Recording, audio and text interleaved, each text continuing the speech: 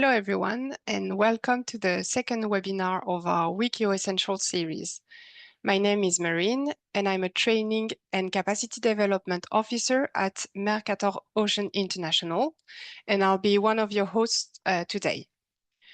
Over the course of this series, we'll explore key aspects of the WEkEO platform, and today's session, Navigate Copernicus Data, will introduce you to Copernicus, to the WEkEO Workspace and WEkEO Drive.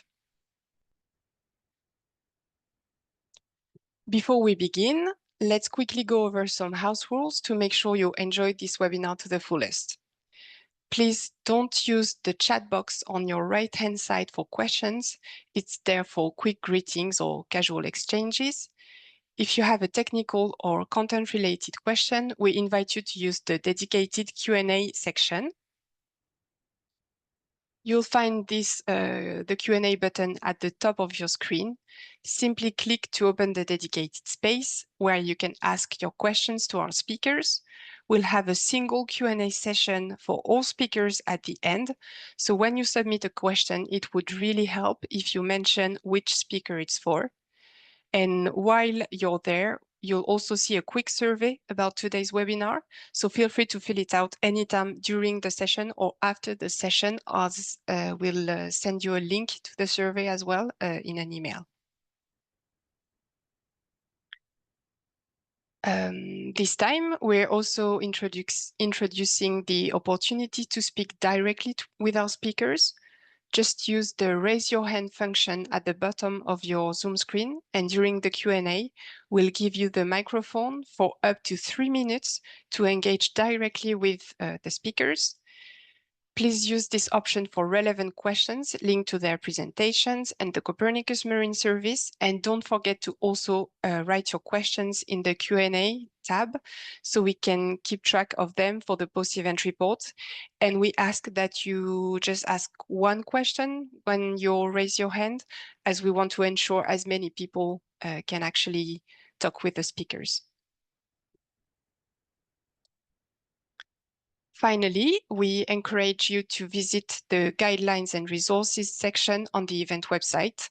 There, you will find links to the materials and tools we'll discuss today. And now I'll hand over to the second host of today's session, Daria Andrievskaya from Noveltis. Hello, everyone. Thank you, Marine. So my name is Daria. I'm from Noveltis, and well, I'll be your second co-host today, as Marine just told you. And first, I will share with you our agenda in terms of speakers. So as I said already, we have today me and Marine, and we also have the following speakers. So first one is going to be David Bina, who is a user support officer from Mercator Ocean International. Then we'll have Peter Albert, who is a WEkEO service coordinator at EUMETSAT. Also, we have Justina Witkute from she's a Copernicus consultant in a European Environment Agency. And then we'll have our use case panel discussion with two speakers. One is Cyrielle Delvenne. She's a marine project and data manager from Flanders Marine Institute, and Martina Gaglioti, and she's a marine biologist freelancer. So first, our speaker and our presentation is by David Bina, and it's a WEkEO Workspace JupyterLab. And David, yes, we can see you. Hello. Hello. I can share my screen? Yes, yes. Okay. So hello, everyone. Let me share my screen. Can you see it? Yes, we can see it. We can hear you. Great. Okay. So hello, everyone. Once again, I'm David from the WEkEO user support, as Daria just said.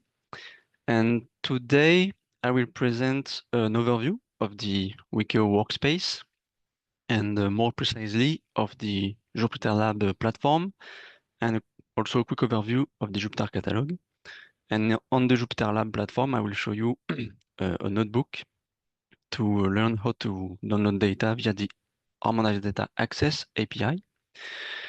So here I am on the WEkEO homepage. If we click here on Services and Tools, we have different WEkEO services.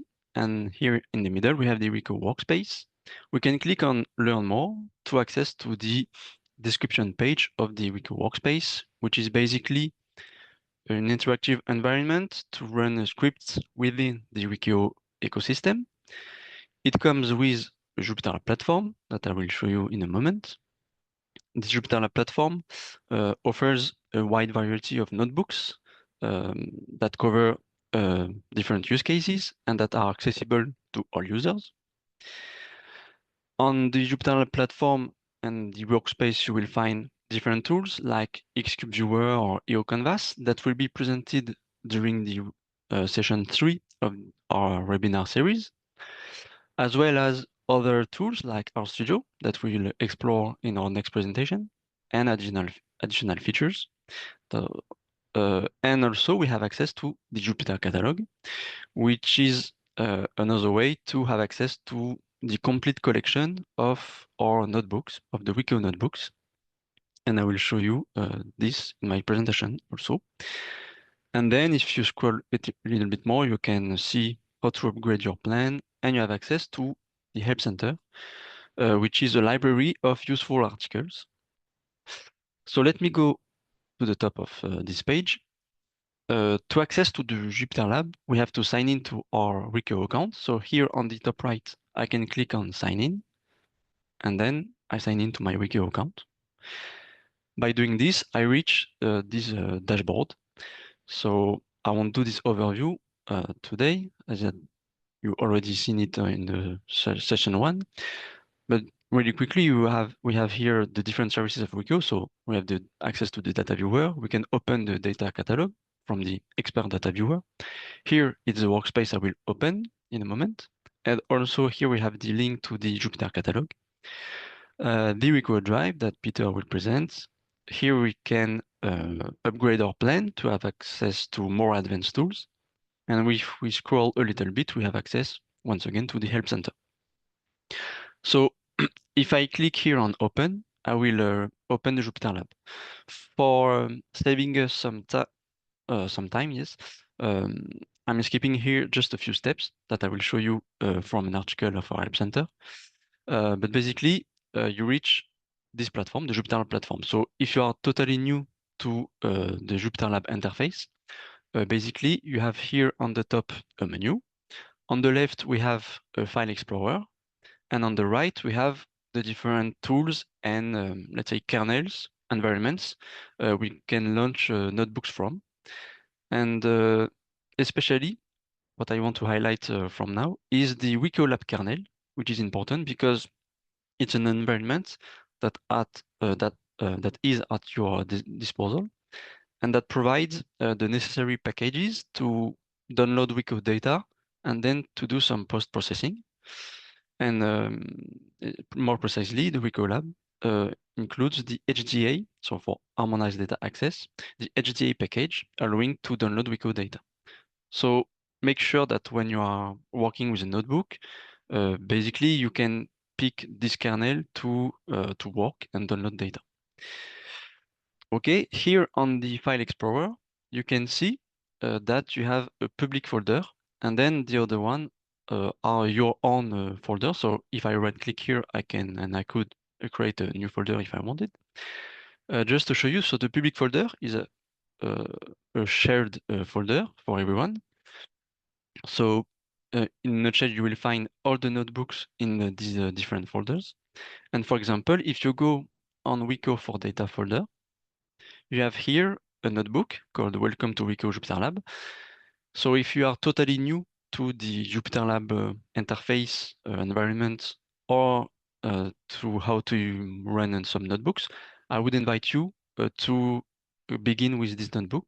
So you can just double click on the notebook and it will open it on the right here. So I won't do an overview of this notebook today, but I will let you check this notebook. But basically it explains what is the WEkEO JupyterLab, okay, the Python environment and how to run Jupyter notebooks. And at the end, you have different example of notebooks to get started. So that's it for the welcome notebook. And here on the WEkEO HDA folder, you have this notebook called WEkEO Harmonized Data Access API. For the sake of this webinar, we have also put this notebook in this folder. So in WEkEO for training, basically you have all the materials used in our past event from 2024. So here this is our current webinar, WEkEO Essentials 2025. And if you go here, you have this notebook.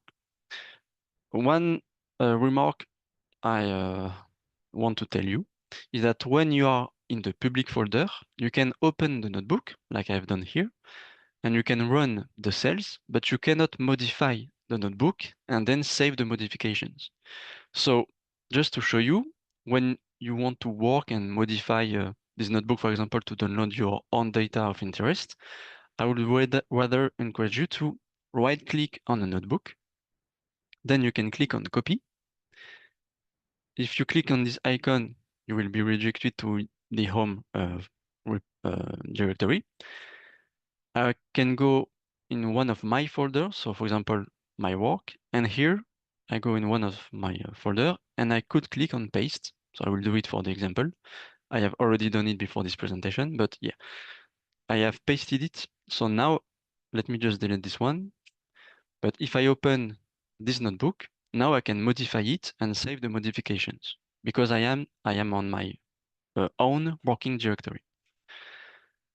Okay, so now I will show you quickly this notebook where we are learning how to use the HDA, so for harmonized data access, to download WEkEO data.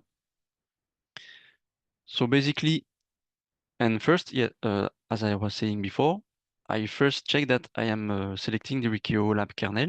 So maybe I done it too quickly. Here on the top right, you can choose the kernel, so the environment you are using for the notebook. And if it wasn't WEkEO lab, I could select from the list the WEkEO lab kernel. Okay, because in the WEkEO lab kernel, the HDA package is already installed. So here I can run this cell. So I can click on this play button or press Control Enter on my keyboard. And the HDA package is now imported. If you are working in a local environment, you can install the HDA package by following an article with a few steps. It's really simple via PyP or Conda Mamba. Then to download data, we need to authenticate with our WEkEO account, and we have two options to do so. We would recommend to go with option 1 because it creates a credential file, and we have to do it only once. So I could run this cell, I can do it, but I already have a file, so nothing is displayed. But if you are new and if you don't have this file already, here you will be asked to enter your username and password, and then it will create the file. Once you have a file, you can only call the client with this cell. So now the HDA client is imported and called and initiated. The option 2 is simply to pass your username and password each time. So you can do it also for any reason. But we will recommend option 1 because we do it only once. Then we can search for our data of interest from the data viewer, for example, and copy paste the query. So I will show you that in a moment. So I will skip these steps, but basically it shows and it explains how to do it from the expert data viewer. So I can open it from a link here from the notebook, why not? And here in the example, we are working with Orchi Sentinel-3 data, so I will take the same data sets. But yeah, so if you don't already know, or if you didn't attend to the first session of this webinar series, I would encourage you to watch the replay if that's the case. Let me delete this layer. So here I am on the expert data viewer. I won't do a tutorial on this today. There are default layers when you open the tool the first time. And if I click here on the top left, I open the catalog. And if I follow the example of the notebook, I can, for example, type Sentinel-3 to filter the results, so the datasets here on the right. And the example taken in the notebook is this dataset. So I will just add it to the map. Okay, so now we can visualize the data. And for example, I could click here on the bottom right, set AOI for area of interest, for example, like this. And then I can click on this button on the left to open this download Canva. I could click on copy AOI from map. So now I will download the data only inside this bounding box. And then I could define different parameters. So these parameters change depending on the dataset selected, and also the date, the time range, etc. But what I want to show you here is this button. So when you are on the data viewer, you can click on request data, and you will have a job in the jobs tab here, and then you can download the data, or you can click on show API requests. So this is the structure of a HDA query, and you can simply click here on copy to copy this query. And once you have copied it, you can paste it here. So if I was doing it live, here I have copied this query, but let me go back to the example of this notebook. So in the query variable, we have here the query, and then there are two cells left to run to download the data. The first one is for the HDA to search the corresponding items. No, I didn't run this cell, sorry. So for this query, we see that it corresponds to 4 items and for 3 gigabytes of data. Okay, and then the last cell is simply the download. So it will download the results we have here on the previous cell. Just a remark here, I don't have many items and not a large volume of data, so I could, and I have done it before this presentation, I can run this cell. To spare us some time, I won't launch it here because it can take a few minutes. But if you have many items or large volume of data, for example, just to show you in this query I have done before, if you're on the data viewer and your query corresponds to many items like here, maybe you don't want to click on order button and then on the download button for each item. So in this kind of case, we recommend to use the HDA in this kind of notebook because it is easier. And if you have a lot of items and a large volume of data, you can click here on this link and you will be redirected to one of our Help Center article, and it will show how you can filter the result before downloading. So for example, you can download only the first result, the last one, the first 10 results, etc. So it's a way to filter the result before downloading. Okay, so I think that's it for the notebook and for the JupyterLab platform. Now let me go back to the dashboard. I will show you the Jupyter catalog quickly. So I open it. Basically, all the notebooks that are in the public folder here, that are divided into these different folders, all these notebooks are present in this Jupyter catalog, but they are presented in this interface. So they are all visible here on the right. So I could scroll, and I will scroll to the bottom. And what makes it easier to find specific use cases, it's also the filters here on the left. So for example, if I want to stick with the example of the notebook, it was about Olchi Sentinel-3 data. I can click on this filter, this option, and now the results are filtered.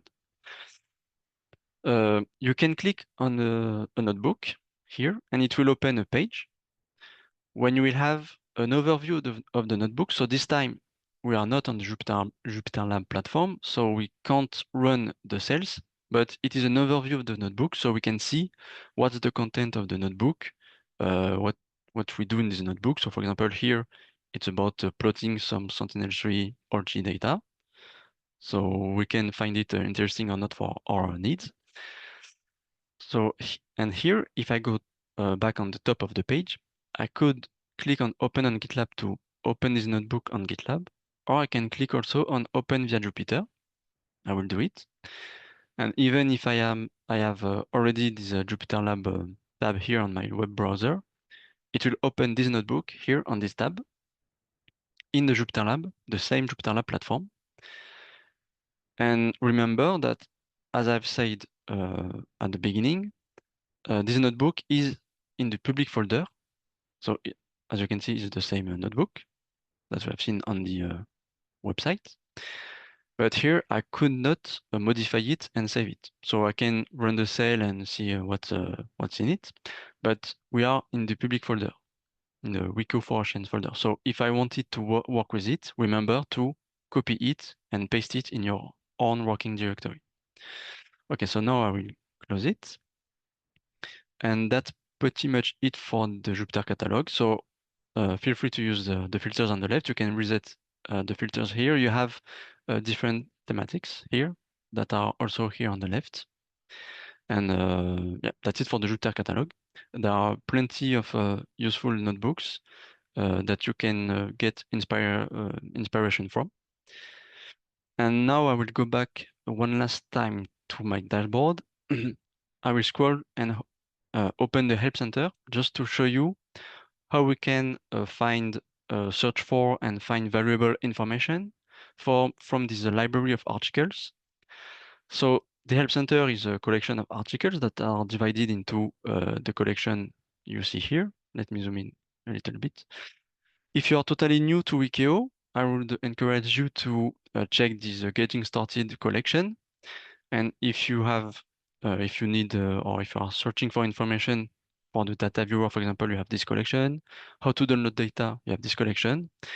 And regarding this presentation of today, I will go in this WEkEO JupyterLab collection just to show you this article. What is the WEkEO JupyterLab, which is another name of the JupyterLab, to simply put. If you open this article, for example, you will find more detailed information that I have presented today. So you will see how we can access to the JupyterLab and all the few steps I have skipped today to spare us some time. You will see that, for example, you have different server options when opening the JupyterLab, etc. So don't hesitate to go to the Help Center when you are searching for information. And one last tip I want to share with you: in the Help Center, you can use the search bar here on the top. So for example, if you're looking for information about the HDA, you can type HDA, and then you have here different articles speaking about the HDA.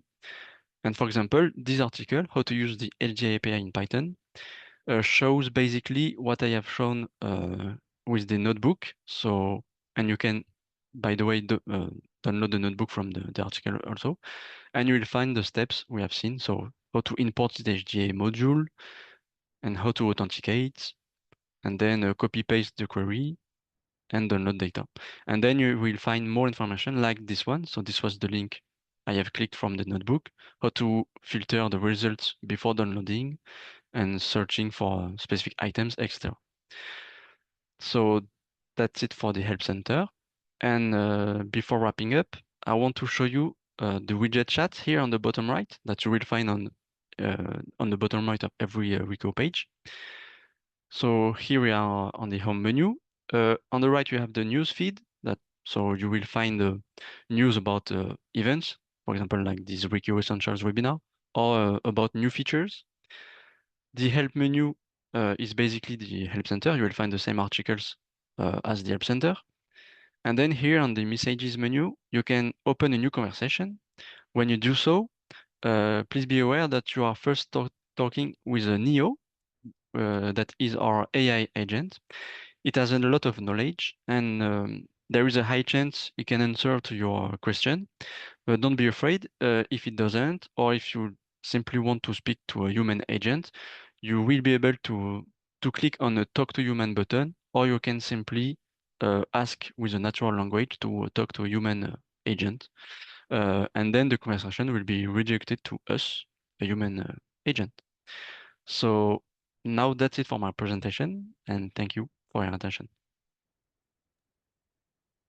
Thank you very much, David, for this demonstration. And don't forget, if you have any question for David, you can ask them in the Q&A through the Q&A button that you see at the top of your screen. And yeah, once again, I'm sure it was very valuable to the participants to get all this detail and information. So now we will go to our next speaker, who is Justina Witkute from the European Environment Agency. And Justina is going to tell us about the RStudio in the WEkEO Workspace. So yeah, the floor is yours. Thank you very much.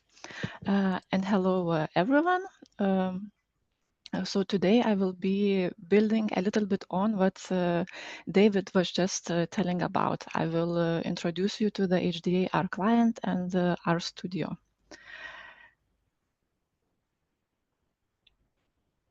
So to start with, I will just present you with a short overview of today's session.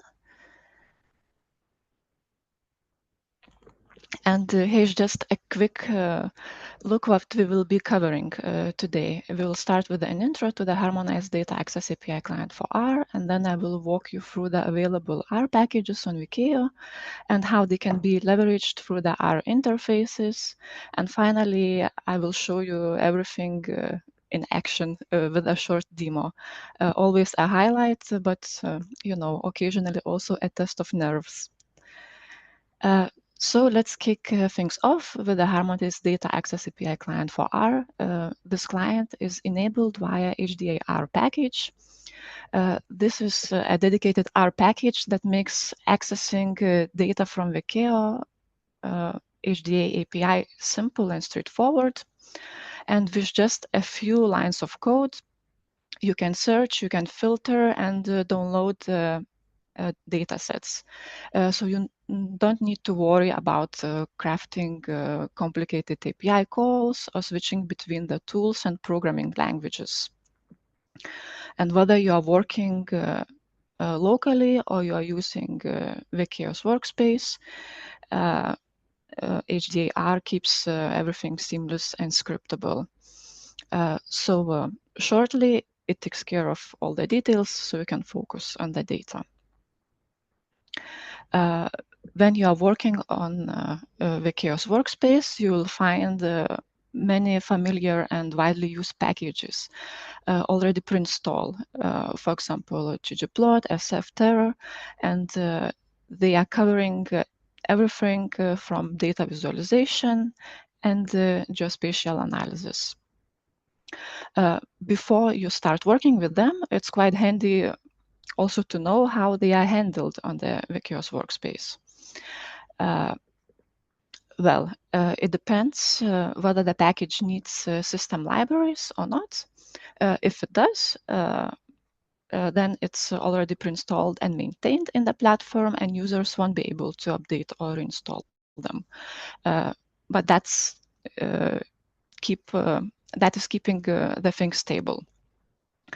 And on the other hand, if packages don't rely on system dependencies, they can be freely installed and updated by the users. So there is flexibility where it's needed, and structure. There's flexibility where it makes sense, and of course, structure where it is needed. When you are working with R on WEkEO, you have a lot of flexibility in how you interact with your code and data. As David was also mentioning before, you have quite some options in the WEkEO's Workspace.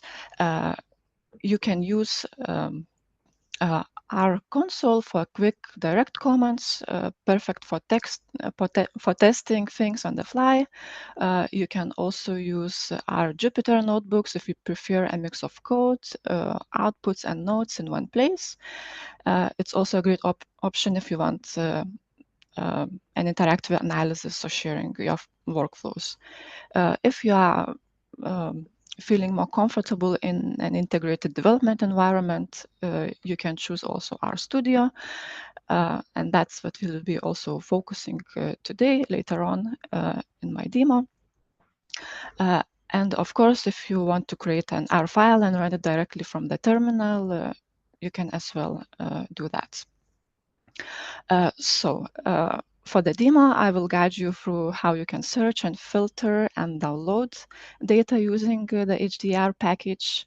We will specifically focus on how to use the generate query template function for defining the parameters for the datasets that you want to download. And this function helps you create a structured query for the HDA API.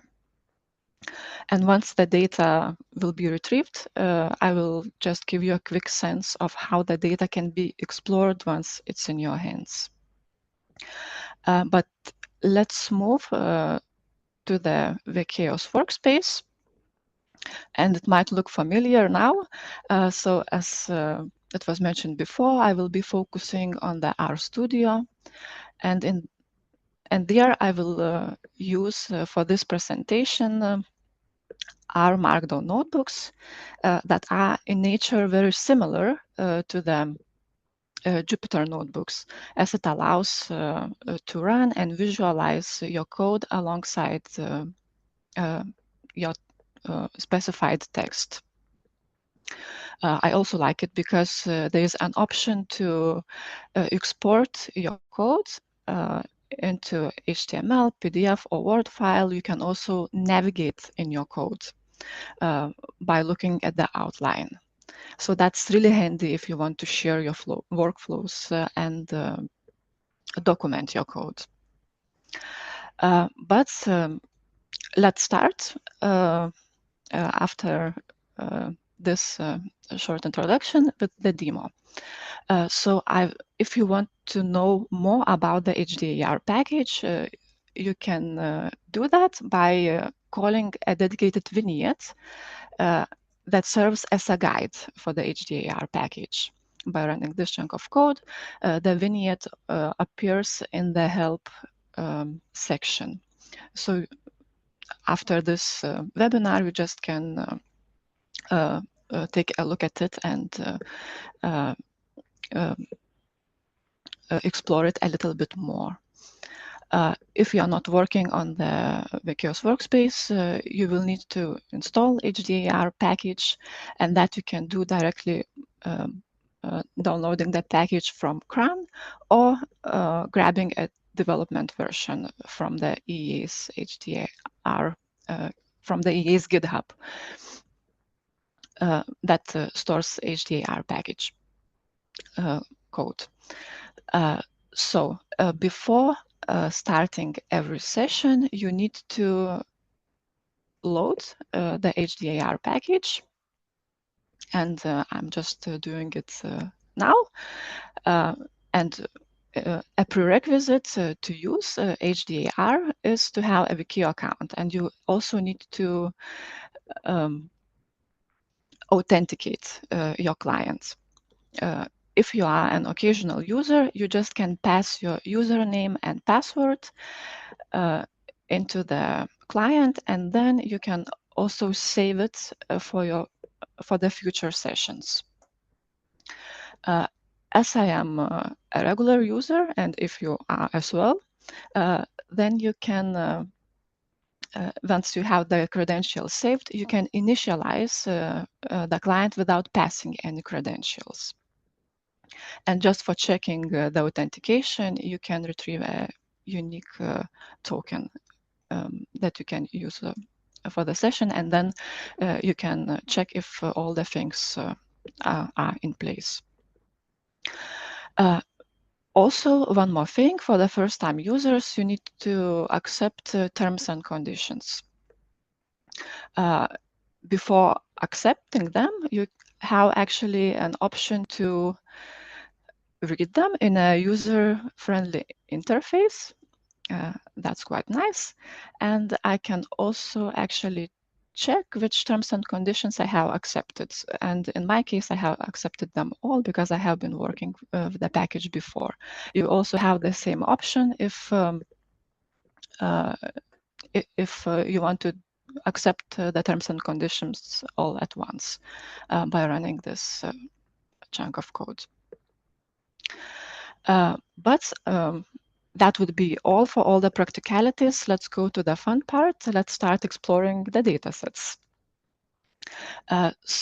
First of all, let's retrieve all the datasets that are available on WEkEO. The list is quite full, and it might take a little bit of time to retrieve all the dataset IDs. So I just pre-run this chunk for you. And as you can see in the environment section on your right, top right corner, there are more than 1,000 datasets available on WEkEO. I will list all the dataset IDs that are present on the WEkEO's HDA service.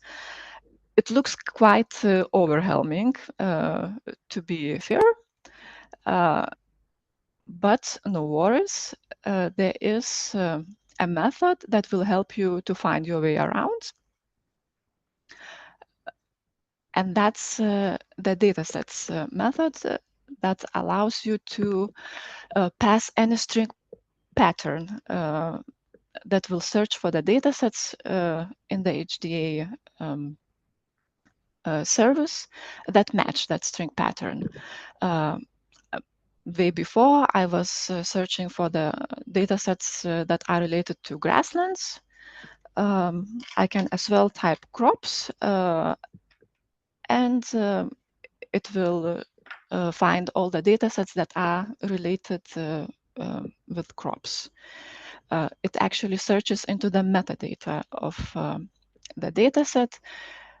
And let's see what my search has yielded. Yeah, so now it's maybe a bit more clear that and user-friendly that I have only one dataset that is actually related to crops. The dataset ID itself, maybe it's not so informative, but I also have an option to pass this dataset ID as an argument into the datasets method and retrieve the metadata available for this specific dataset ID. Here I can see the abstract, the title of the dataset, and that's more informative and user-friendly. So it makes the things much easier. So once I have decided on the dataset that I would like to download, I need to create a query template. There are two methods to do that. The first one is using the WEkEO viewer to define the query parameters, or I can as well use the generate query template function for doing that, and I will be focusing on this function. So to start with, I need to choose the dataset that I would like to generate the query template for. And for that, I have pre-selected this dataset that is representing fractional snow cover. And I will run this chunk of code just to explore what kind of parameters this dataset needs, this dataset actually includes. So I can see it includes dataset ID and cloud cover and so on. And it's quite important to mention that there are also some parameters that are not obligatory to fill in before passing the query into the search. So the parameters that include placeholders such as underscores and hashtags and underscore and comments, they are not obligatory. So if they are left unfilled, they will be automatically removed from the request. In order to generate the query template and modify the parameters in it, I need to first convert the template to the R list. And here again, I can see an overview of my parameters. And they are listed quite nicely here as well. So for this request, I'm choosing to modify my bounding box and start date and end date of the dataset that I want to retrieve. Optionally, I could also choose to search and to search for all the datasets that includes a product identifier that is a tile, but it's optional for this dataset. But for this demo, I will not do that. So I'm running this chunk of code, and I can see that my query template is actually modified, and it includes parameters that I have just predefined in a code chunk before. The last thing that I need to do is to convert the R list back to the JSON format. And that's basically it. So now I am ready to search and download the data. And for that, I am using the search method. So I'm passing my query template into the search method, and I can see that just right here on the fly, in 1 second, it could find 6 files that are in total of almost 100 megabytes. There's also an option to set a limit of how many files I want to download. If 6 files is too much, I can set my search to 4, and then it will yield 5 files. But the search, it's quite all right for me because that's not that many data. And it's a quite nice feature because it's kind of a reality check. So I can decide if I want to download this data or not. So after using the search method, I can also list all the IDs that my search is yielding. Just to have an overview what's how my data sets are being called. And I'm basically ready now to download the matches in the selected output directory that I'm as well creating in this chunk of code. And by running this chunk of code, I am, as you can see, I am downloading the data on the fly. This output directory I can explore as well in my files section. You can see that it's been created here, and I can see that, yeah, the data is being downloaded just on the fly right now. There's also an option to play around with a force parameter and a prompt parameter. Force parameter, if it's set to true, it will actually, as a default, it is set to false, so it's actually not re-downloading the data if it's already existing. And if you are setting it to true, then it's going to re-download the data, even though it will be actually existing in your working directory. And if you are setting the prompt parameter to false, if you are about to download a large set of data, then it will not be asking you if you want to continue with that download or not. As a default, it is set to true. So if you are about to download large chunks of data, it is actually asking you if you want to continue. So that's also actually as a built-in service, just to make sure that you are not about to download many gigabytes of data that you actually don't want to end up on your workspace.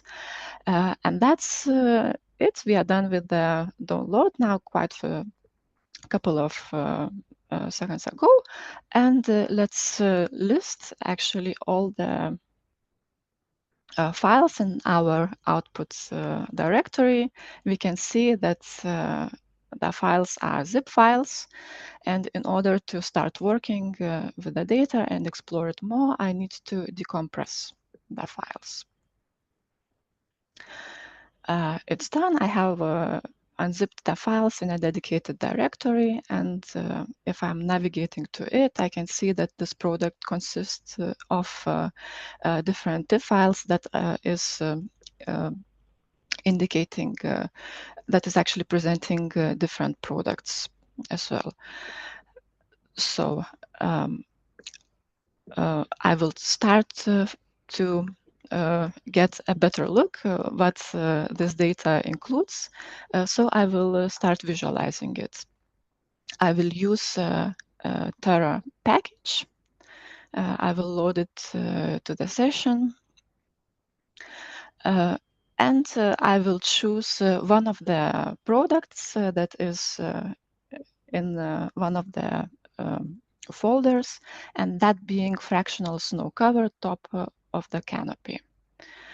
I will visualize this product in the folder, in the first folder on my working directory. I can play a little bit around and visualize the second product in a product in the second folder. So it's just your fantasy that is setting boundaries of what you want to do in RStudio. And as a second example, I will provide you with a better overview how actually all these products across all the folders are looking. So I will run this chunk of code. And here you can see that the package has visualized all the package, and this chunk of code has visualized the products that are actually found in all the 6 folders that I have downloaded. And it's the same product, fractional snow cover top of canopy. What I also like about this R Markdown notebooks that I can also maximize my output, and I can explore the data a little bit more. And as well, if you would like to explore the data even more, a little bit interactively, and you would like to take a look on a map, that is also an option. So by passing the bounding box and one of the selected rasters, I can take a quick look on an interactive map where actually my bounding box is located, and how one of the products is actually overlapping with the bounding box that I have defined. You remember I was telling about the test of nerves, so that's what we are experiencing it now, but it just takes a couple of seconds and it will be done.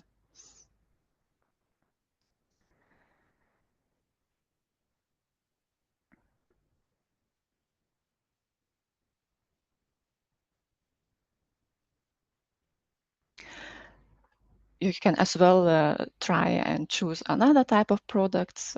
It really depends on what you prefer.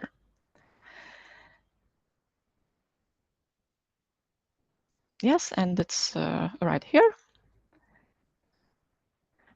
So as you can see, you have a bounding box on the map, and one of the products that I have downloaded, it's one of the tiles actually that I have chosen in my search.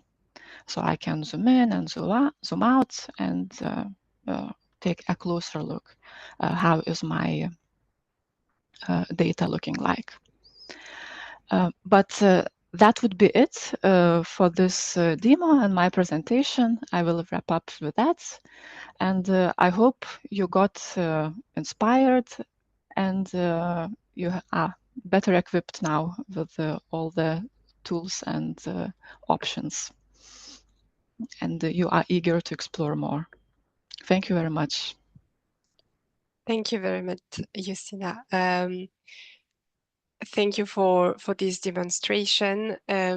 We've put some links in the chat for resources that could be useful to participants.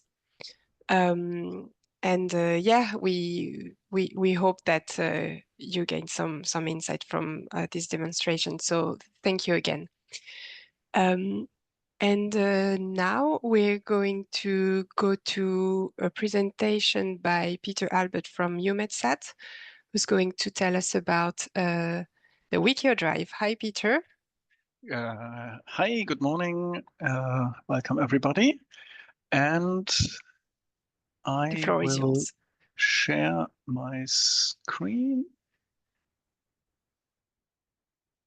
And I hope that you can see my presentation. Yeah, we can see your presentation. Perfect. I will maximize it also. Okay. Well, it's not only the WEkEO Drive. The WEkEO Drive is actually the end of the presentation. I will start with some information about customizing the WEkEO Workspace and then cover the WEkEO Drive. So you have seen already a lot in the last week and this week. So I thought a little reminder on where we are in the WEkEO landscape. So last week, you've seen everything about the data viewer, the data catalog, so really the interactive way of visually working with the data. This morning, you have seen the introduction to the JupyterLab, and we just had the introduction to RStudio, but that was also working with environments as they have been set up and prepared by the WEkEO team for you to work with. And you've seen the the pre-existing notebooks, and you've seen the RStudio. And what we are now covering, or what I will now cover, is possible ways to make the environment more personal, to give you more freedom to actually work with the data. And the first part of that is centralized around the Linux command line, which is an element of the Jupyter Hub. I'll quickly talk about Git integration, and then I will come at the end to the WEkEO Drive. So basically, what is the Linux command line and what is it good for? So you can start it by just clicking on the little terminal window, which is in the start page of the WEkEO Jupyter Hub, and it will give you a command line where, well, those of you who are working already on a Linux environment, you might know what the command line is. People who come from a Windows environment might find it a bit terrifying at the beginning, but basically what the command line gives you is more flexibility to manage your files, to run scripts, to install packages. I will also show you how to create custom environments which are persistent across Jupyter Hub sessions, and you will be able to create backups and synchronize your data. So, with the command line, again, for those who are familiar, that's pretty obvious. So on the right-hand side, I've just listed a few of the commands: a CD for changing a directory, for navigating across the directory structure, ls for listing content, mkdir for making directories, copy and move for copying and moving data, rm to remove and delete data, pwd, showing you where you are. So it shows you the current directory. Find and grab is, well, shows you possibilities in the example in the screenshot. As an example, I just made a call to find all my notebooks which use the HDA. So I just had this command, so find in the current folder everything which is a notebook, and then find the string for import HDA, which is the prerequisite to using the HDA module, and then you can find you easily see where this is used. So that's of course not a very practical example, but it gives a glance on the capabilities you have. So basically, once you're familiar with the terminal, it allows you to much faster work, manipulate, find your data than it is in a graphical user interface. The second part is, of course, you've seen the introduction to the Jupyter Notebooks, which you can run interactively, and Jupyter Notebooks are great for that. So you can go each step by step. You see how the system behaves. You can fix errors. You can develop your code, and that's great for development and learning. But if you want to do more regular tasks, it is very often practical, and if you don't need the interactive capabilities, so if you have a script which is ready, then it's often more practical to write a proper Python script, and that you can then run from the command line. In the screenshot here, I'm just showing a little script which I wrote some time ago, which is a test for using the HDA in Python. So I have here in the JSON search query, very similar to what you just saw in the also used in the R plugin. And basically, so there is a file called hda.py, and just by calling in the command line Python hda.py, it shows you what syntax you need. So you have to give a few command line parameters. And then I'm calling it here Python hda.py. So 07, that's just indicating that I want this file. And then a few parameters for downloading files or not. And then, yeah, well, it just shows you which files are available, and it downloads the first file. It's not really fancy, but it's just an indication that you can use the command line then to, run your scripts without having to open a notebook and go through the individual items. When you start developing your code, sooner or later you will run into the situation like I've shown here in the screenshot, that you try to, for example, in this example, I try to import a module called SatPy, and I'm getting an error which says that no module named SatPy. So the module is not available in the pre-configured environment. This can happen on the console. It can also happen in a Jupyter Notebook. It's the same problem, and typically you can just solve that by installing it. So with pip install satpy, you can install the module and then you can use it. However, those manual installations are not persistent across different Jupyter Hub sessions. So this might work in your current session, but the next time you are logging in, you would have to repeat the step, which is not very nice. So there is a possibility to create your own environments to make those additional installations persistent. And there is a long help desk article in which the steps are described step by step. And I have done that here. So basically, it's actually really simple. So it's a conda create a command, conda activate to activate the environment. Then you do your installations, and then with this command you can create a kernel. And then if you repeat the same steps, so you can import setpy without any problem. You can also do that in the Jupyter Notebook.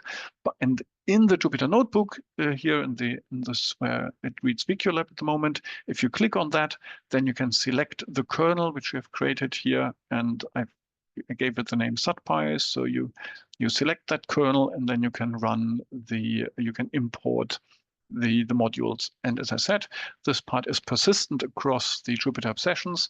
So once you've created that environment, you can reuse it every time you're logging into your JupyterHub environment. The last part on the console is about creating backups and synchronizing your data. And for that, we recommend using version control systems like Git. And if you combine that with web-based platforms like GitHub, then you have two advantages. You can, you perform version controls, so you can monitor and control the evolution of your code. You can roll back to previous versions if some things went horribly wrong. And of course, you safeguard yourself against accidental losses when you accidentally delete something. Git can easily be used in the Linux command line without any problem. And an example is shown here on the right-hand side, where I'm just showing a git diff, which shows the latest changes to the Python function I've just shown. And here, well, yesterday I added a little log line to show some information about the query file I was using. If you don't like the command line version of Git, it's good to know that the JupyterHub also supports a graphical user interface for that. And well, there is again also a help desk article describing in detail what you have to do to set up Git and to use it for version control. And then in the JupyterHub, you just on the left bar here, you click on that icon, and then you can see your current repository, the branch. You can see the changes. Yeah, I'm just displaying the same change, so you have a more visually appealing way of seeing your changes. And my screenshot cropped here too early. So below that, you will also see then the possibilities to commit your changes and push changes. So you have a more interactive way of managing the data in your Git account. Those were the parts I wanted to cover on the Linux command line. So summary, so it's very useful to manage your files, to run scripts, install additional packages, make that persistent across JupyterHub sessions, and you can create backups and synchronize your data. The second part I want to cover is now the WEkEO Drive. So you are now working in the JupyterHub, you are creating results, and you maybe want to share the results with others, or you want to easily download the results and have them available on your local computer to add the figures you have created into a document or a PowerPoint presentation. And that's where the WEkEO Drive comes in handy. And the WEkEO Drive is basically, it's an easy-to-use service for storing and sharing data.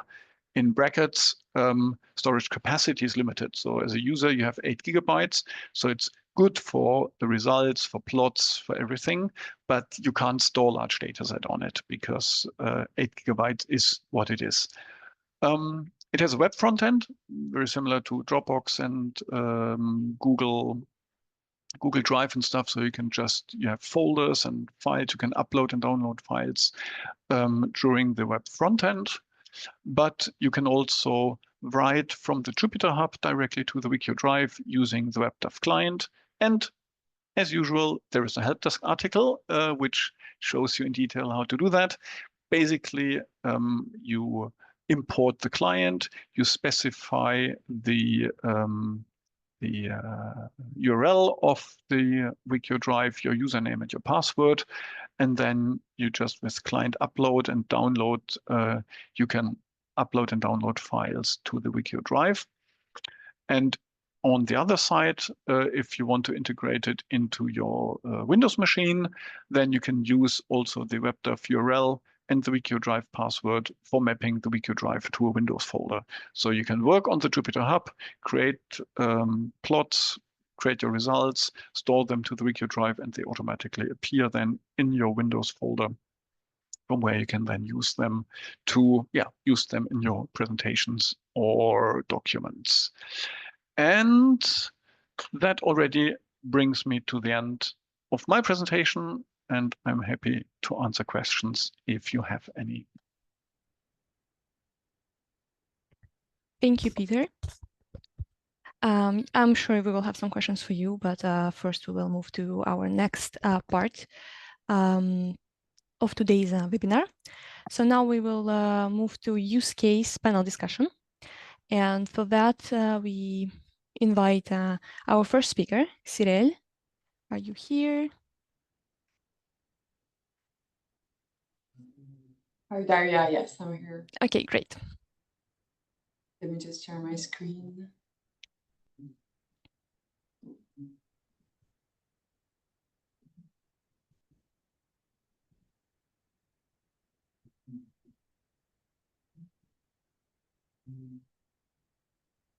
Can you see my screen? Yes, we can see it. And yes, we can see your presentation as well. Perfect. Okay, Thank yeah. you, Daria. Well, hi, everyone, and thank you so much for being here. It's an honor to be able to present one of the use cases for WEkEO this morning. So I'm Cyrielle Delvenne. I'm a marine project and data manager at VLIS. VLIS stands for the Flanders Marine Institute. We're based in Ostend, Belgium. And I'm obviously passionate about the ocean, as you can see on my picture.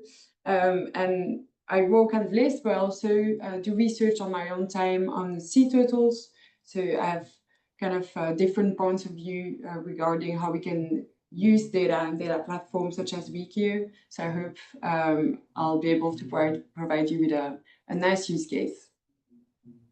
For this presentation, I'll focus mostly on Blue Cloud 2026. Blue Cloud is a big European project for open science. So the aim of the project is to really support any marine researchers, but also to provide tools to policymakers, to citizens, to coastal communities, to have access to data and be able to use it and understand it. I'll focus on 3 VLabs. So VLabs stand for virtual laboratories, and these virtual laboratories have been created within the scope of Blue Cloud to provide these tools to everyone, basically. So feel free to use them. Everything is free and accessible. You just have to register on the website of Blue Cloud. And I'll explain how we access WEkEO and how we can provide these tools thanks to WEkEO. So here you just have a picture to show you how we use the data in Blue Cloud. So we have different data lakes or BDIs. So BDIs stand for Blue Data Infrastructures. And as you can see, WEkEO is a big one of them. We use it mostly for ocean monitoring and forecasting, so physics and biogeochemistry. We also combine it with other data from, for example, EMODNet, and Eurobis, ICOS, etc. So the first virtual laboratory is called Coastal Ocean Observations along Europe. So I'll call virtual laboratories VLab. VLab stands for virtual laboratories. And with this VLab, we really want to provide users with an environment that is specifically designed to support the explorations of available coastal ocean information. So we've been developing and implementing tools that can be used to access the data and different types of data as well, but also to process the data and do some quality control. This VLab focuses on biological connectivity, contaminant spreads, and the impact of rivers outflows along margins.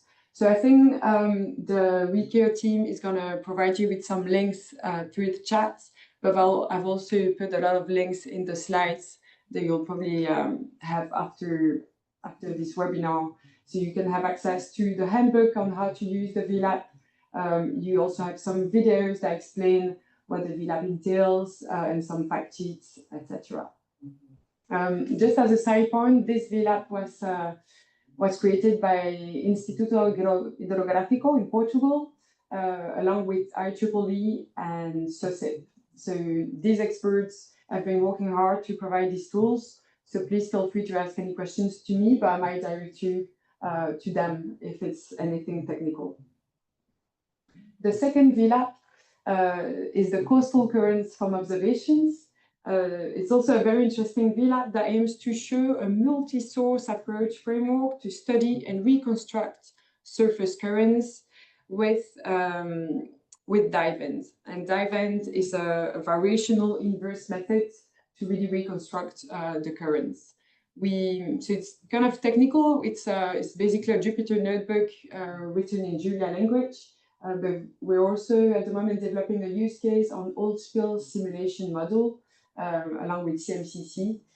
So that's a very hands-on simulation model where you can really predict where the oil spill is gonna disperse to, and how we can try to mitigate the effect of this kind of events.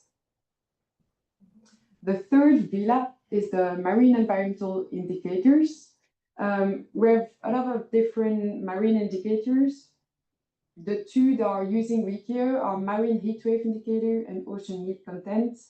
So we use mostly sea surface temperature or in-situ temperature from Copernicus data from WEkEO. And these thematics are very important. As you may know, marine heat waves are prolonged periods of enormously high sea surface temperature that can significantly impact ecosystems, biodiversity, etc. So being able to really understand this kind of events is very valuable to a lot of coastal communities and to any types of ecosystems, of course. And this VLAB was created by CMCC and NGV. Well, these two indicators, then we have other partners for the other indicators as well. But again, feel free to check all the links and to try the VLABs yourself and ask any question after the webinar or during the Q&A session. So thank you very much. That was quite a quick presentation. There's so much I could tell you, but it's just an introduction. And feel free to subscribe to our newsletter for Blue Cloud so you can get updates on future courses, etc. We're doing a Blue Cloud Training Academy in the upcoming months. We have a federation workshop, and we have tons of other services and VLABs you can get to know as well. So thank you very much. Thank you, Cyrielle. It was a great presentation, although it was short. I think you gave us a lot of details. And well, we will talk about you and your work a bit more later. Now we'll have our next speaker, Martina, and she will present you her use case. Martina. Thank you, Daria, and welcome everyone. Good morning, everyone. So first of all, I wish to thank the organizer for the invitation. My name is Martina Gaglioti. I am a marine scientist and educator, and today I'm going to present this use case, which is focused on a solution I co-designed with some team members during the WEkEO Hackathon in 2023. So we decided to focus on challenge 2 of the hackathon, which was focused on the Arctic region. And we developed this solution using the WEkEO data, trying to address this, let's say, cool challenge. We focus on the Arctic region, being aware that this region is going to face some challenges related to the climate change, to the nutrients and contaminants upload, and there is an urgent issue related to the endangered biodiversity and ecosystem loss. And so it's particularly important in this historical time to balance the preservation, the conservation needs with the economic development and geopolitical interests. So we found this Arctic region as an extremely interesting area to be considered for our exercise, let's say, during the hackathon. So of course the hackathon is a really fast experience. So we had the opportunity to develop just a prototype.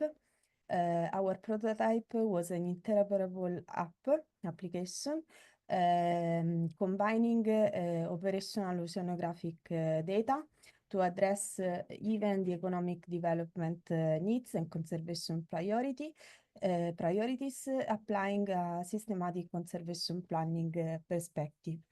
Among our end users and stakeholders, we identified mainly local managers, tour operators, ecotourism agencies, and environmental educators.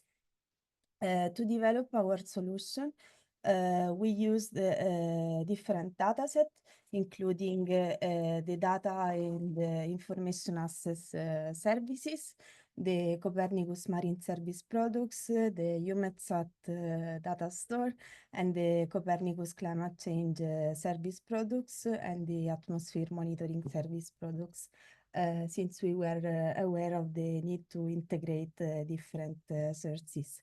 So our solution wanted to address this issue to minimize human-driven impacts, avoiding to accelerate the dynamics of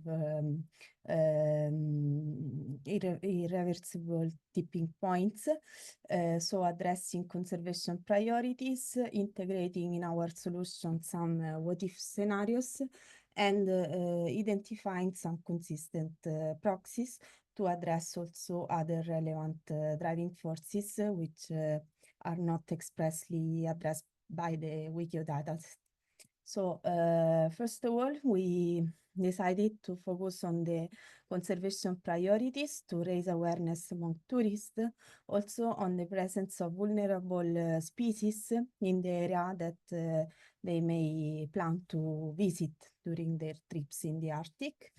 We developed also a section which is more focused on the research side, so taking into account the conservation priorities. Once again, we integrated datasets to develop some what-if scenarios according to relevant oceanographic variables and potentially dangerous iterative processes.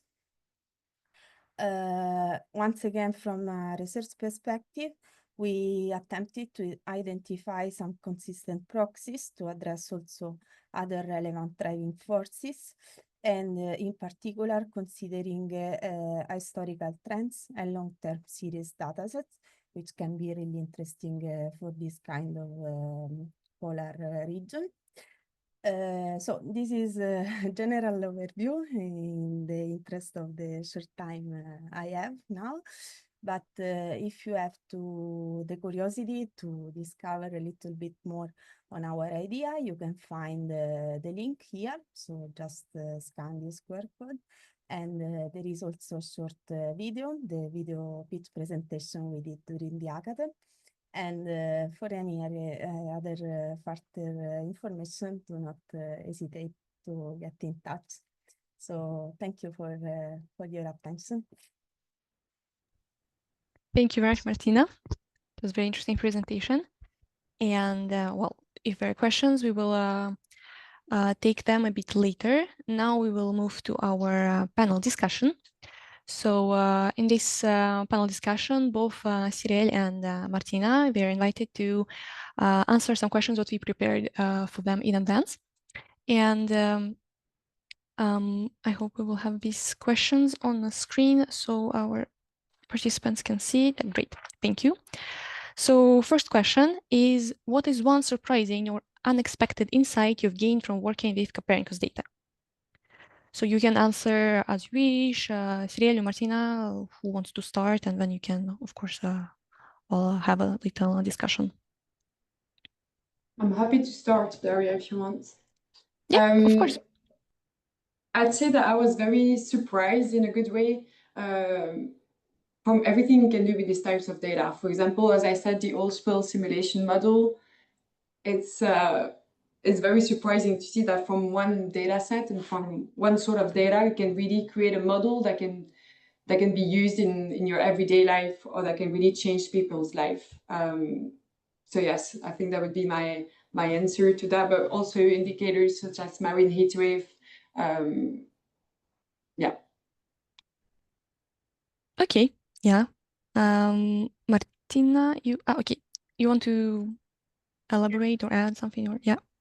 Yes, I can say that during the hackathon, but in general using Copernicus data, for this Arctic region in particular, I found many interesting resources, and all the available data sets are important and useful also to analyze our ecological question and our environmental issues from different perspectives. So as I showed during the presentation, for example, the dataset allow us to make some diachronical analysis, so analyzing also historical data and develop some ideas also on modeling aspects, so is extremely useful from my perspective. Okay, great. If you both good with this question, we can move to the next one. Yeah? Okay, great. So next question is, do you think open access to Earth observation data can contribute to more sustainable resource management? And if so, how? Okay, maybe I can go first this time. Yeah. So being a GIS analyst and marine scientist, I can say that the development of these open access portals improved a lot our capacity to analyze the issues over the time. If I think when I started with my GIS training at the university, what we are able to do today was like a dream because all these resources weren't available. And so, of course, the open access is important to be also more performative and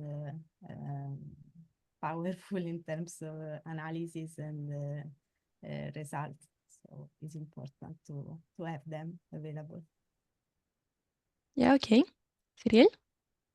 Yeah, I agree entirely with Martina. I think it's incredible to see how everything has evolved over time. And I think back when I was a student, I would have loved to have this kind of tools because it's so valuable. And there's so many things we can do if we collaborate and if we can all contribute to using this kind of data, but also sharing the data and using it on platforms such as WEkEO, but also for marine data editor, the European digital twin of the ocean, or like Blue Clouds, working all together and creating platforms where you can collaborate is, in my view, clearly the key to sustainable resource management, either for the ocean or for nature in general. It's really amazing. Yeah, and as you both are working more in marine with marine data, so I assume that yeah, for that Earth observation data is open access is very important as well for conservation and so on. Yes, and if I can add, there's also the open access, but also the fair aspect of data. So making it available to everyone so it can be used today by scientists, but also tomorrow, providing metadata, etc. That's also key to sharing the data in an open way. Yeah, Martina, you wanted to say something, I think?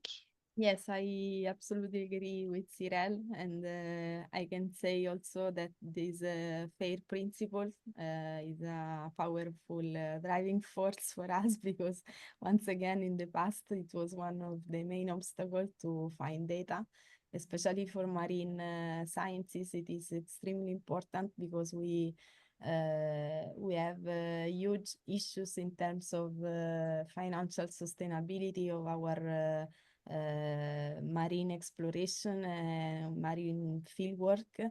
So having this open source platform is extremely important also to contain our budget in terms of investment in the data collection. So it's really nice to have these resources once again. Yeah, okay, thank you. I guess we can move to the next question. So the question is, looking ahead, do you see any future applications or projects where you'd like to explore the data further? Cyrielle, Martina, who wants to start? I can start if you want. Yeah, okay. I guess it's kind of the continuation of my last answer. Yes, I definitely see a lot of applications that could be done with how to explore the data and how to use it.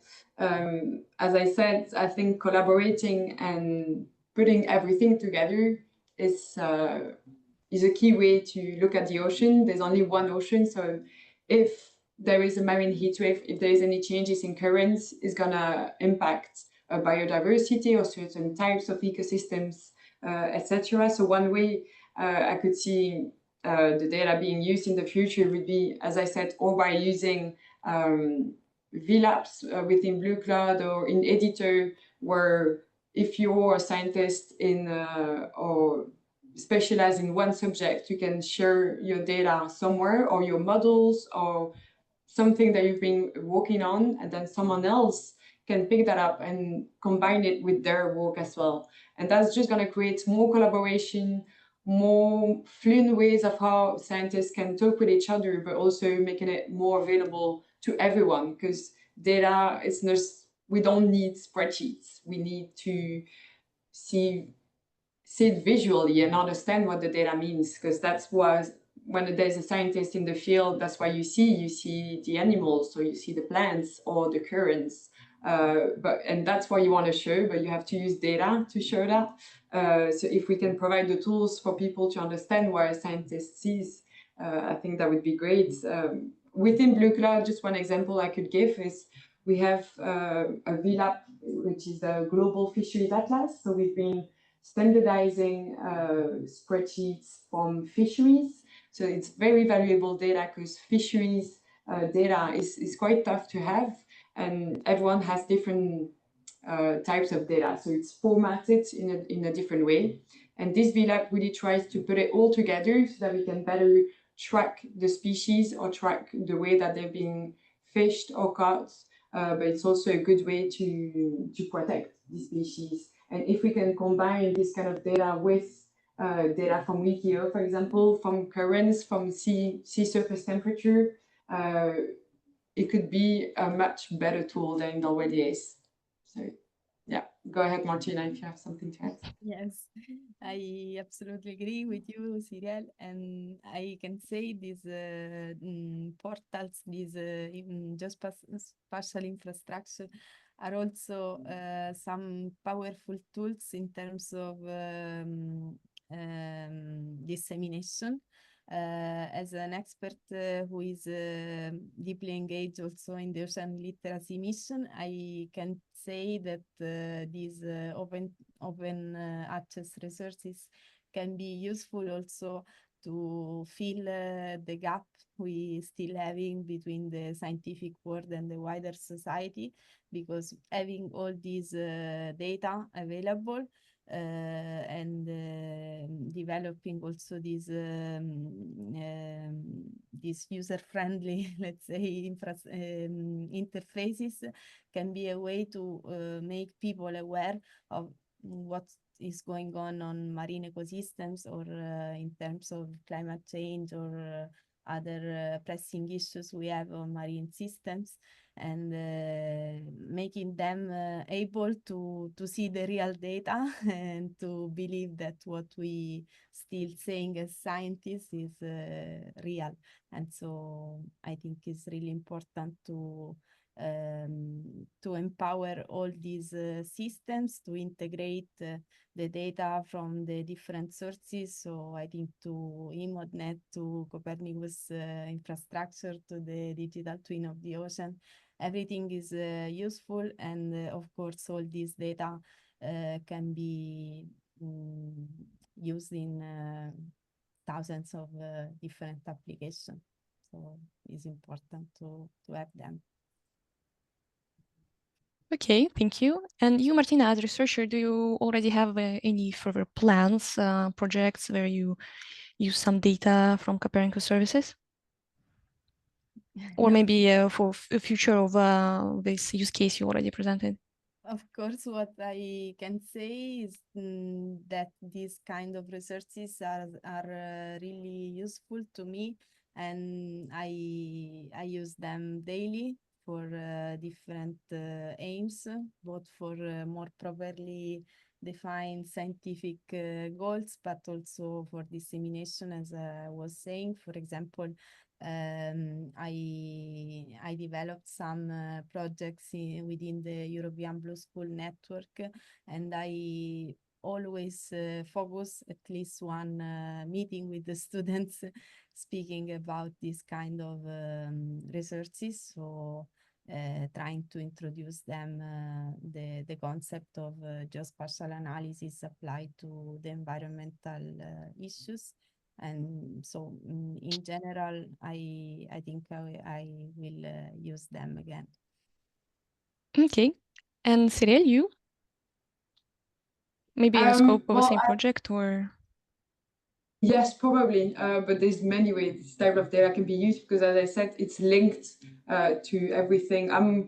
For example, in my free time, I'm more focused on biology, but currents have such a big impact, for example, on any type of ecosystems, that I always have to refer back to WEkEO or Copernicus data, to this kind of data from oceanography, because it's not something we can not count on. So yeah, so for Blue Cloud, I'd say that, for example, for the global fisheries VLAP, I think combining migration species with currents data or temperature, etc., could definitely be something that will be done soon. Okay, great. Thank you. I think we still have time for the last question for our panel discussion. And the question is, what is the key idea or insight you'd like participants to remember from your experience with WEkEO and Copernicus data overall? Okay, I can go first. I'd like to suggest to the participants to apply an open-minded approach. So I think they can use this data in a fruitful way if they are open-minded, and if they invest time in exploring and testing all the available resources, because there is a great potential in it. Okay, thank you. And Cyrielle? Again, I agree with Martina, and I think my key idea and my key message I'd like to share today is, please share what you're doing. If you're collecting data, make sure to use standardized formats that other scientists can use as well. If you're creating models or even R scripts, just please share it, because it can always be useful to other scientists that can then spend a lot of time making it available for policymakers or to the general public. So there's a lot of platforms that can be used to do that, and a lot of people that I'm sure would be glad to help. So please get in contact with people that try to make it available to you. So it can either be me or I think basically everyone in this call. But yes, I think collaborating all together is definitely the way to go. And there's a lot of decades behind us where science work has been done, and incredible science. And I think today, if we're able to put it all together with present data, previous data, and future data on platforms, it's going to be great. So yeah, keep up the good work and make it open. Yeah, that's a great advice. Thank you. Well, thank you both for your presentations of your use cases. Thank you for participating in this panel discussion. I hope our participants learned something new, and I hope a lot of new things.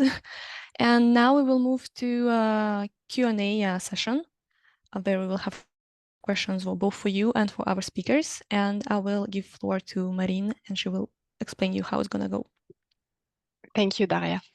So yeah, thank you very much to Cyrielle and Martina for your really great answers and insights. And of course, a big thank you to all our speakers today. I see we have many questions coming in. Before we start the Q&A, just a quick reminder, replays and presentations from speakers will be available in a few hours after the session. We will also send you a certificate of attendance by email later today. We encourage you to complete the survey for the webinar. There's a link available in the chat on the event platform. And we will now begin the Q&A. So first, we'll take questions from those who have raised their hands on Zoom, and then we'll move on to the written questions submitted through the Q&A tab. Feel free to keep adding your questions there in case we don't get to them immediately. And remember, you'll have up to 3 minutes to ask your question and chat with our speakers before we move on to the next. And if you can make sure that you ask just one question when we give you the mic, it would be really great. So without further ado, let's go to Zoom. And I will now give the floor to Shadia Riahi. You should be able to speak now, so you just need to unmute yourself and you should be able to ask your question.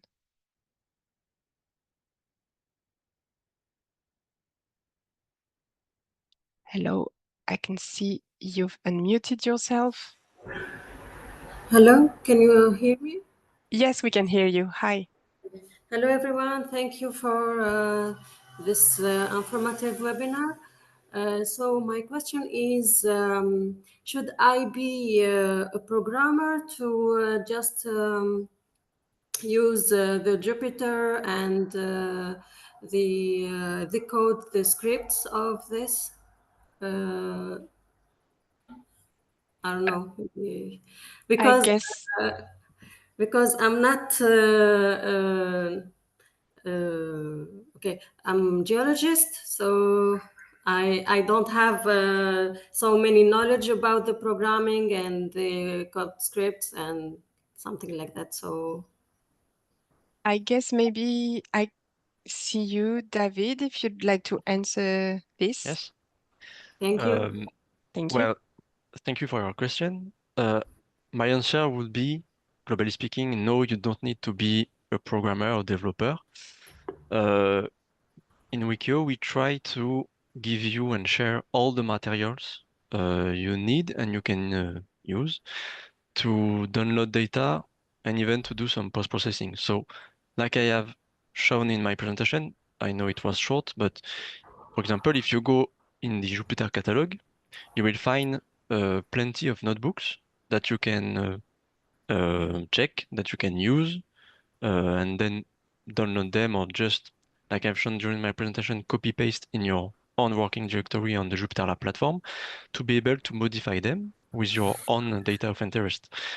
So if you are really new to the programming approach, we have some articles in our help center, like I have shown also during my presentation. For example, when we need to use the HDA for the Harmonized Data Access API, you can simply copy paste the different blocks of code there is in the article, and normally you will be able to download the data and use them.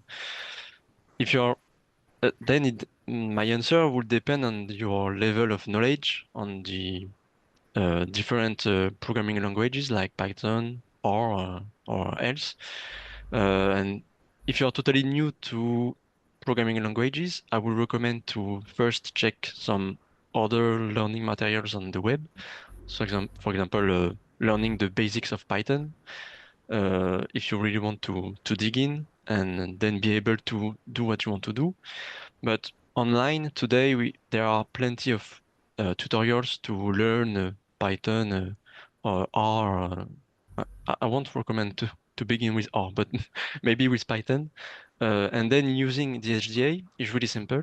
and you have articles in our Help Center to learn how to use it in Python. So to sum up, you don't need to be a programmer or developer. We have made all what was possible for you to just copy paste some codes, and even you can use the JupyterLab platform for free and use all the notebooks that are available in the JupyterLab platform for free. So normally you don't need to be a developer or programmer to download data and then working on your project. I hope it answers your question. Okay, thank you so much. Thank You're you. welcome. Okay, so now I will go to the next person, who is Ibrahim Abdou Nabdou. So you should be able to unmute yourself and ask your question now.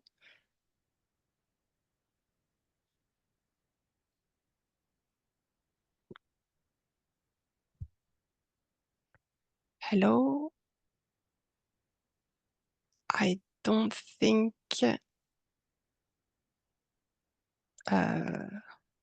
Okay, so we'll go to the next person and then come back to you after that. So I will now go to Maria Laura Clemente.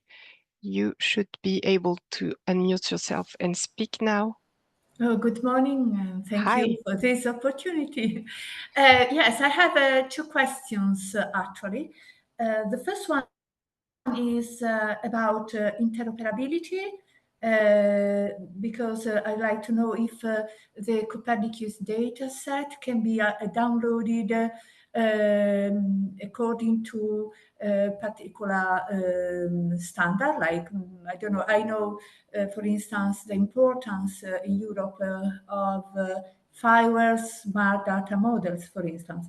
And the second question is, I have a platform about smart cities, and I'd like to have real-time data about the meteorological conditions and the atmosphere situation.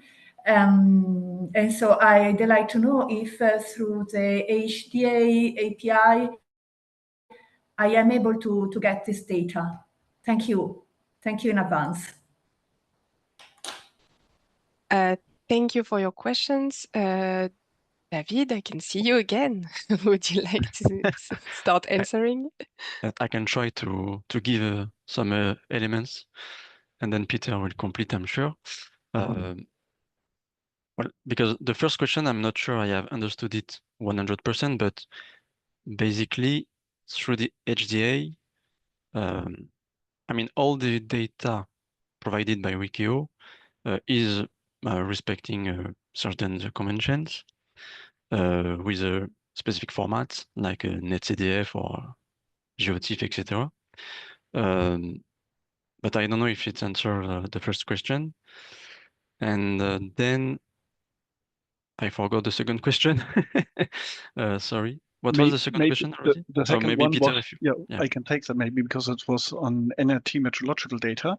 Yes. But first, I would still say something on interoperability and data, because it's important to understand that what WEkEO really is. So it's important to understand WEkEO is a layer on top of all the Copernicus services.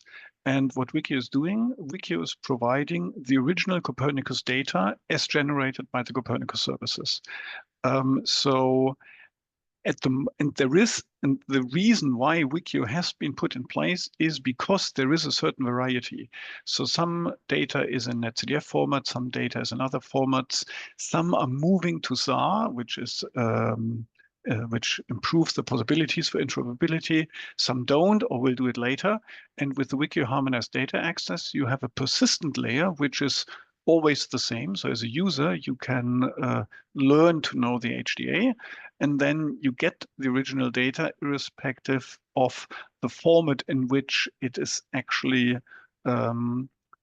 provided. So you don't have to, it's easing the way to getting data from the different sources, but in the original format. And another aspect of interoperability is that because it hasn't been covered here, but I just invite you to also come to the next webinar, because interoperability also has aspects like processing the data from the different sources, and we'll cover that in the third webinar when processing data close to the data from the different platforms will be covered as part of the EU Canvas presentation. Now, on the meteorological data, that is something different because, and I'm talking here now with the EUMETSAT hat on, because EUMETSAT is the European Agency for Meteorological Satellite Data, which is not, strictly speaking, in the Copernicus realm. So Copernicus is on land, marine, atmospheric quality, but it's not really about meteorological data.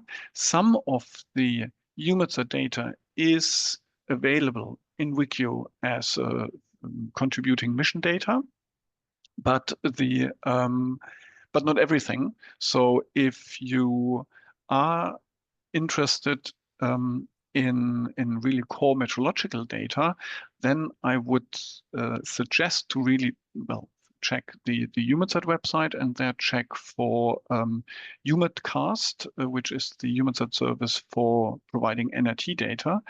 And that would, and or please contact me directly if after the meeting if you need more information there. But also, as in a side note, that is will be satellite data. So if you also need meteorological data from radio sondes or from ground-based stations, then really this whole Copernicus EUMETSAT landscape is not ideal, because this is all based on satellite observations. And for the real in situ meteorological data, you would have to check your local national meteorological services in the respective country. Thank you very much for these answers. I hope it gave you some insights and real answers to what you asked, Maria. And now we will just take one last question from Zoom before we go to the written questions that were asked in the Q&A section. So I'm now going to go to Yi Chen Sai. You should now be able to speak. If you want to unmute yourself.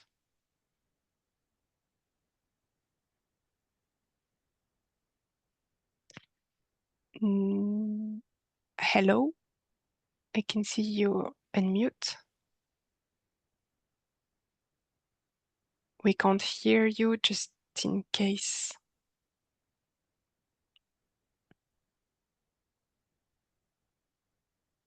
No, it doesn't seem to work. So thank you very much for all the questions. We just want to make sure we have enough time to answer as many questions that were asked during the session as possible. So we will now go to the Slido Q&A session, and I will give the floor to Daria. Thank you, Marine. So we received some questions in Slido, and you can see them now on your screens, and we will start. And the first question is to Cyrielle. Are these indicators, including marine heat wave indicator, available for any ocean globally, or are they limited to a specific region? Thank you very much for the question. Very good question indeed. I didn't have time to cover that. But so we, on the Blue Cloud VLabs, all the scripts and codes, everything is freely available. We started from one region, and especially for the marine heat wave indicator, we started from the Med Sea, from the Mediterranean, just because the Med Sea is quite an enclosed sea. So marine heat waves have been increasing in terms of frequency and intensity a lot in the last decades. So that's why we started with that use case at the moment. So if you go on the VLab, you have all the data and the model available for the Med Sea, but you can also use it for anywhere in the world. Then you just have to access the data yourself through the DDAS, so that's the Discovery Data Access on Blue Cloud that is directly connected to WEkEO as well. So it is available for any regions, but we provide a full example for only one region at the moment, but we'll obviously try to expand that in the next few months/years. Thank you for your question. Okay, thank you for your answer. We will move to next one, and the next question is for David and Justina. If AGA API and HDAR cannot work under Vim on local machine, could the data files be downloaded and used locally? Yes, I can try to answer to that. If I understand the question, it's if we cannot use the HDA under Windows, can we still download the data? I would answer that first, you can use the expert data viewer to download data. But if you are willing to download data via the HDA, via a programming approach, normally there is no reason you can't use the HDA in Python or in R with the HDA R package. So I would say that if you are encountering some issues, feel free to contact us, the user support, and we will be glad to help you managing to use the HDA, because there is no reason to have issues with the HDA. So, yeah. Okay, and well, Justina, I don't know if you have something to add, or David already said everything. Yeah, I think he covered it very well. Okay, great then. Then the next question is again for David. Well, it's the same question. Is it working under Windows? So we already answered that. We can move on. Yeah. And to Justina, how accurate and reliable are the results from HDR package, and does it require licensing or periodic updates? So I just would like to emphasize that the HDR package is a tool that enables you to download the data, and the results that are being downloaded are the Copernicus services data that have undergone quality assurance procedures. So short answer would be that the data is reliable. As it gathers Sentinels and all the Copernicus services data. So to my knowledge, it doesn't require licensing, and when you're running it on WEkEO, then also the package is up to date. So you shouldn't worry about the updates. Okay, thank you. We move to our next question, and the question is to Martina. Are you planning to continue your project of Go sensors? Well, we already talked about it a bit during panel discussion, but if you want to add something. Yes, of course, is definitely my plan. So also, if there is someone interested in contributing in this project, please do not hesitate to get in touch, and let's see for potential developments. Thanks. Thank you. And the next question again to Justina. Where do I find the R Markdown document you were working in to show us how to interact with WEkEO via RStudio?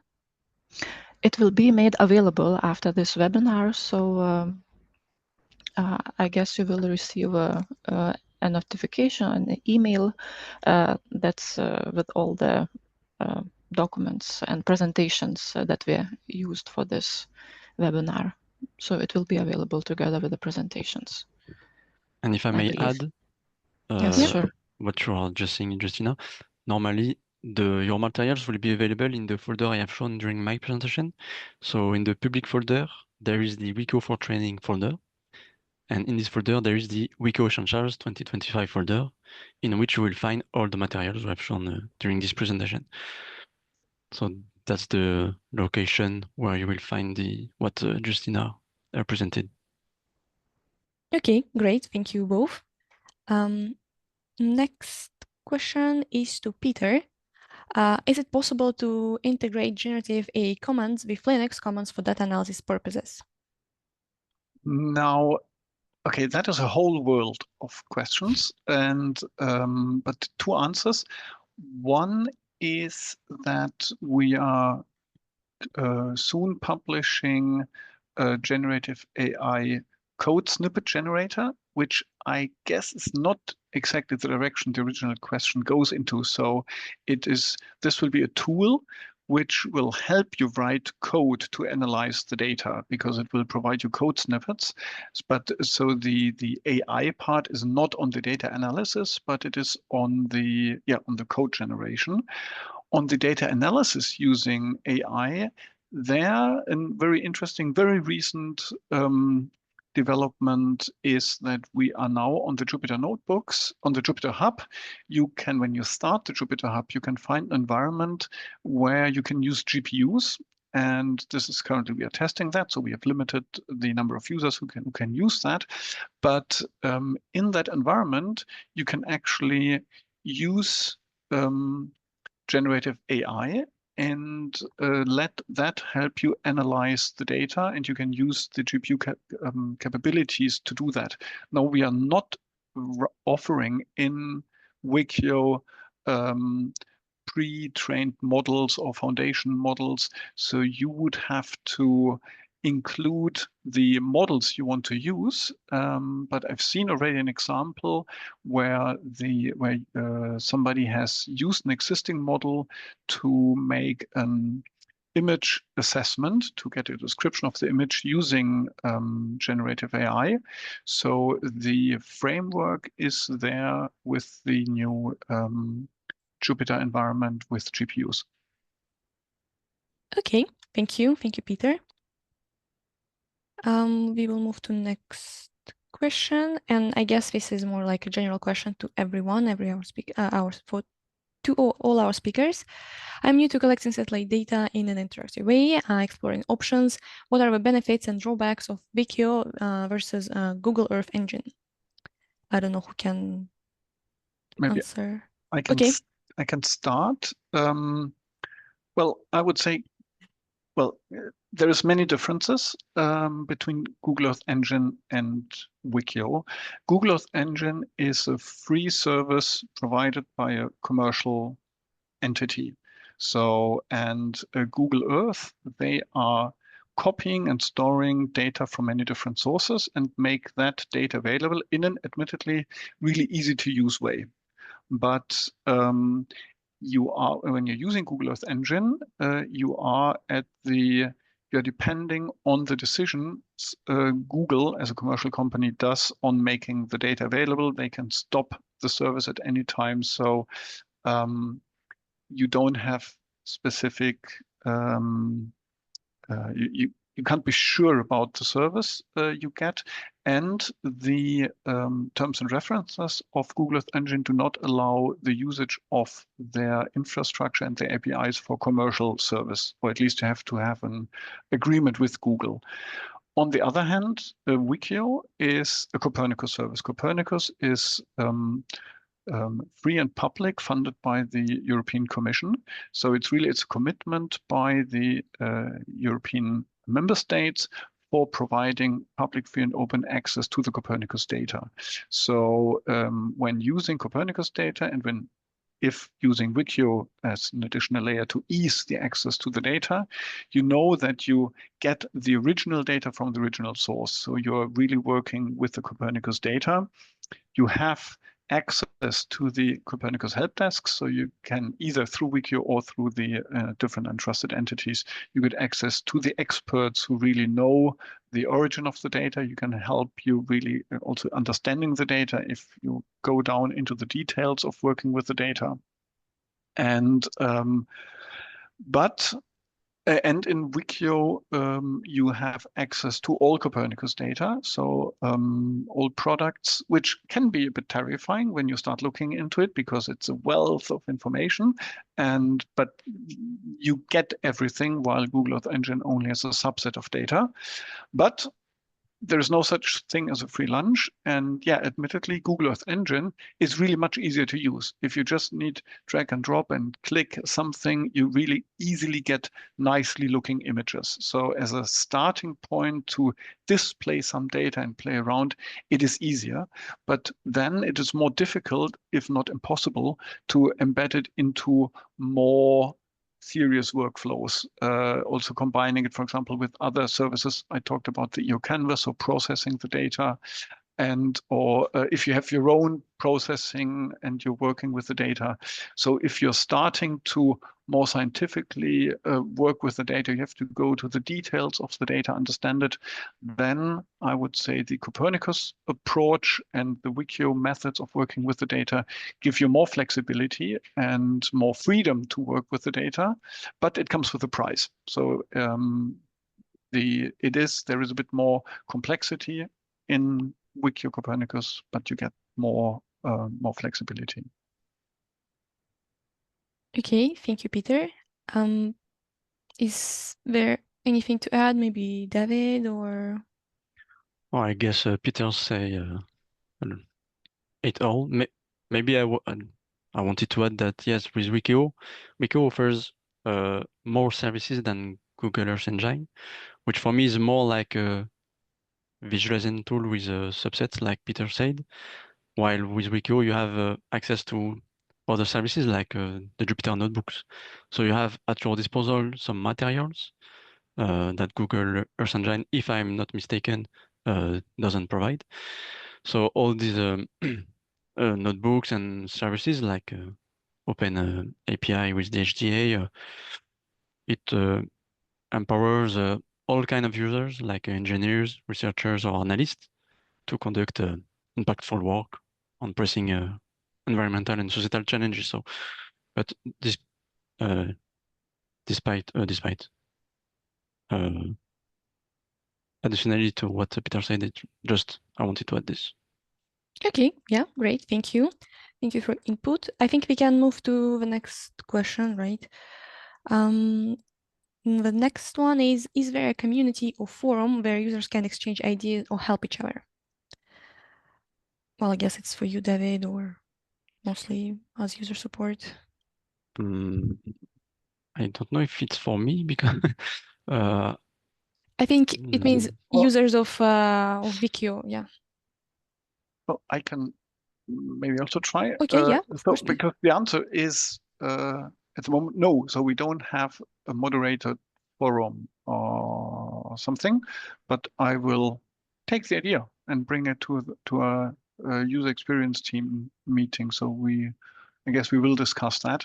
It also comes with a price because it needs moderation and looking after, so I can't promise something, but I think it's a good idea. So we will look into that. Okay. Okay. And I guess with the time, we will look at this last question. In your experience, how does seeing ocean data visualized through WEkEO change the way people connect with the marine world?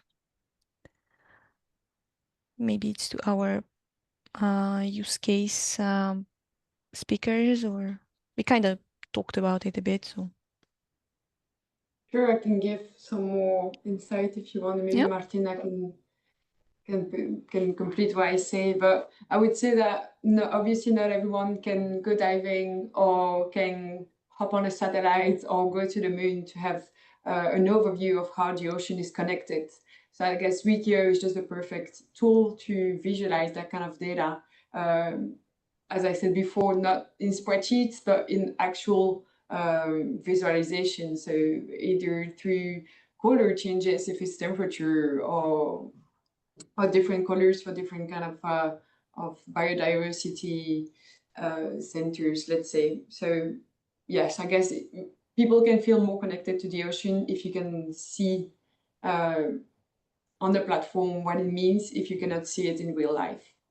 But yeah, Martina, I don't know if you want to add something to that. Yes, I agree. It's a way to make the marine world a bit closer to, let's say, to the terrestrial people. And so it's a way to learn something. Of course, it's just a side of the marine world, but it's a way to learn, of course. Okay, yeah, thank you. I think, well, we have some other questions, not much, but yeah, we will add them to post-event report because we don't have much time left.